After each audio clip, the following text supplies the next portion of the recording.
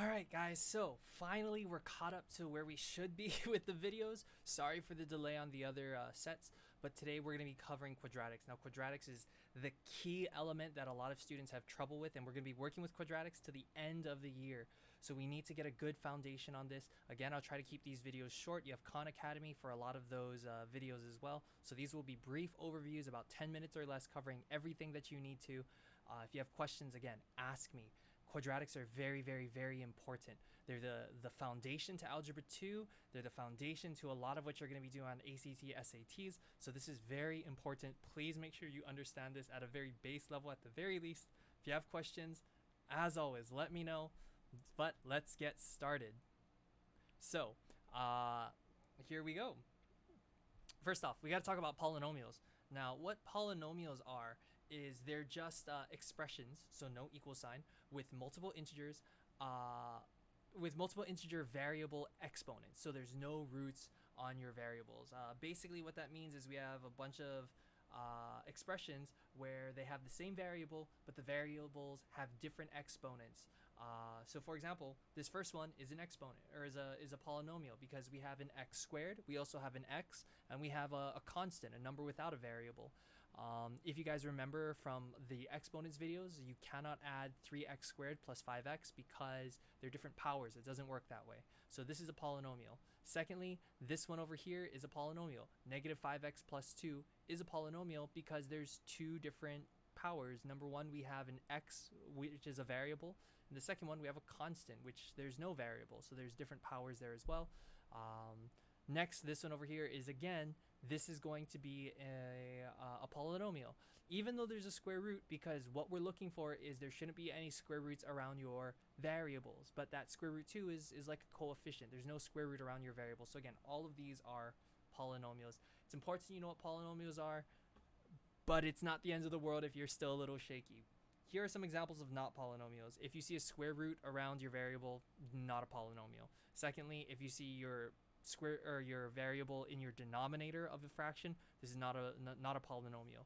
Once you see these two, throw it out the window, just move on with your lives. These are not polynomials. You don't know how to deal with them just yet.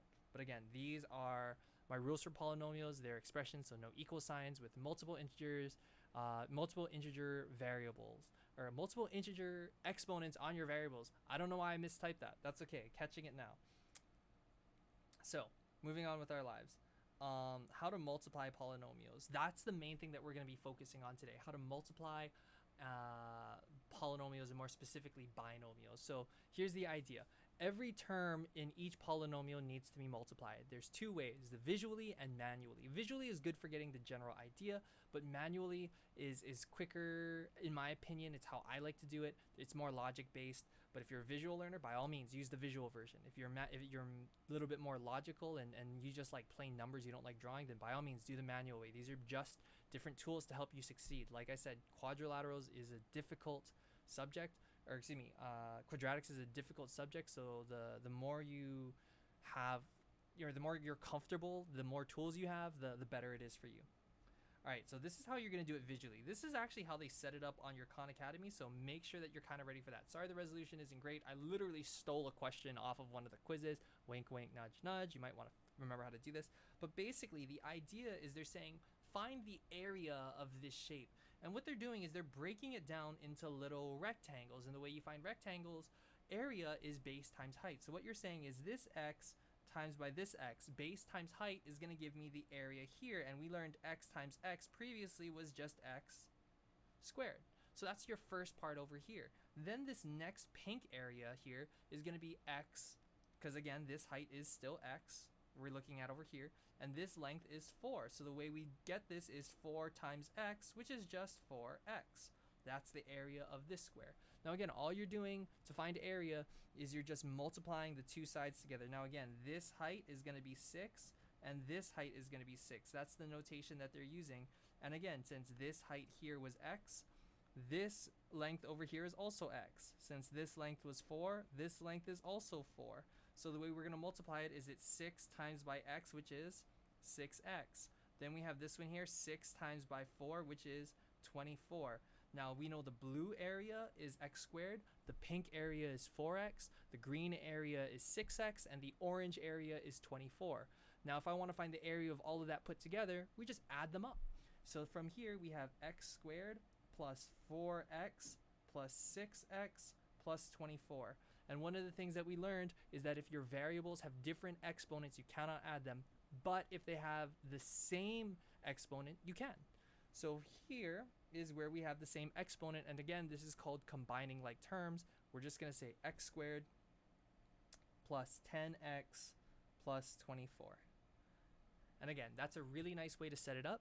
So basically, you're just using the areas to figure out how do I multiply these together. You're just connecting how you find the areas of each of them by just multiplying each of the little parts together, and it's just a graphic organizer to help you. So let's look at this let's look at this logically. And when we're looking at this logically, all we're going to say is we take each term and we multiply it to everything else. So I'm going to use colors to help me out. So we need to take this x, and the x needs to be multiplied by the x and the 6. So let's do that. X times x plus 6, x times x plus x times 6. So again, I just take this and I multiply it to each of these parts. It's really similar to distribution, which is why I personally like it. And then we need to do the exact same thing, but now with this 4. We're taking the 4 and we're multiplying it to the x plus 4x. And then we're taking the 4 and we're multiplying it to the 6 plus 24, or 4 times 6. And then after that, you just put it together. X times x is going to be x squared plus 6x plus 4x plus 24. And hey, just like last time, x squared plus 10x plus 24 is going to be your answer. So again, when you're multiplying these, what we call binomials, the reason we call it binomials is there's two parts, part 1, part 2, and part 1, part 2. And the parts, again, are split by your plus or minus signs. These, again, were called terms. We covered that in first quarter.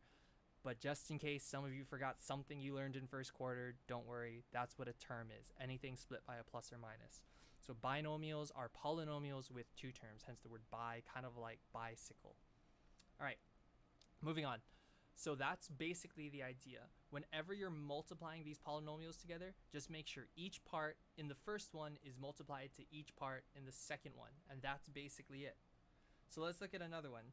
Let's kind of take this here. So we want to make, so basically the question here, and I should have written the question, is x plus 5 times by x squared plus 3x plus 2.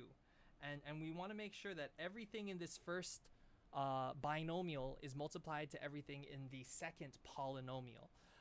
So let's just make sure. Using this, we just set it up. Each little box represents a different term, and each little box here represents a different term. So let's multiply it out. So first we go x times x. Again, the two side lengths, x times x squared, so it's x times x squared. But x squared is x times x, so now we have another one. So how many x's are we multiplying together? 1, 2, 3, so that's x to the third power.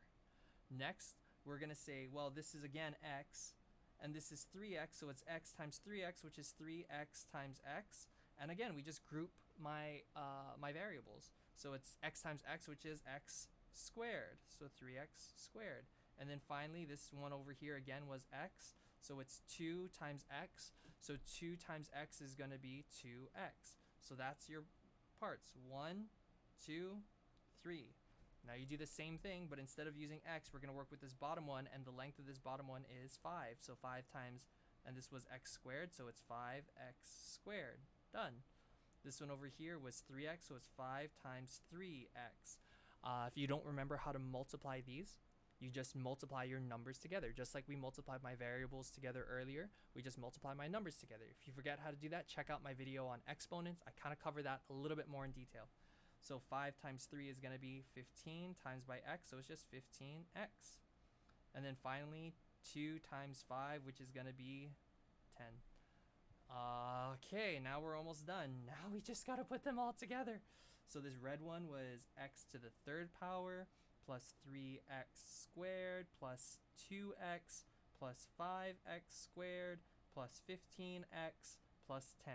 And then what we said was you can match up your ones with the same exponent. So we're going to say x to the third power, 3x squared plus 5x squared is plus 8x squared, plus 2x plus 15x is 17x, plus 10, and that's all alone. And that's it. That's your final answer. Again, normally on Khan Academy and for the most of this class, you're just going to be working with binomials, but this is the general idea. You just take every term in one polynomial, multiply it to every term in the other, just add them all up. That's it. Doing the exact same problem here, the other way, we just take 3, and this is the way that I like to set it up. 3x, 3x, 2. So x times x is x to the third, plus 3 times x is 3x squared, and 2 times x is 2x. Then after that, once I work with my second term, I move down a row.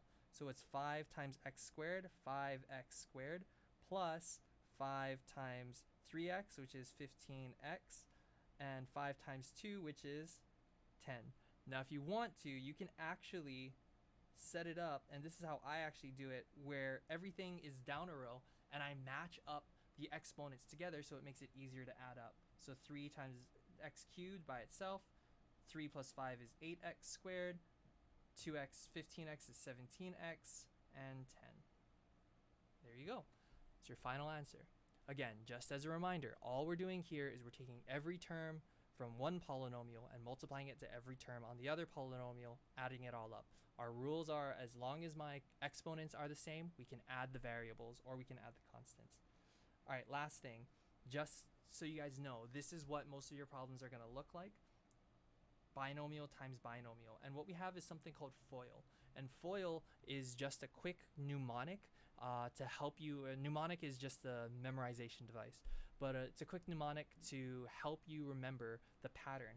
So you can either go x times x, you could draw your box as well. And again, the way you draw your box is you just kind of go like this. You're like, all right, box. So we have x plus 4, x plus 6, and then x times x. You could do that. It's called the British box or the magic box method. The other thing that you could do is you could remember FOIL. Now, F stands for first. And that means you multiply the two first parts of each of the binomials, which is x times x or x squared. Plus, O stands for outer. That means we're multiplying the outside two numbers, so the x and the 6, so 6x. Plus, I stands for inners.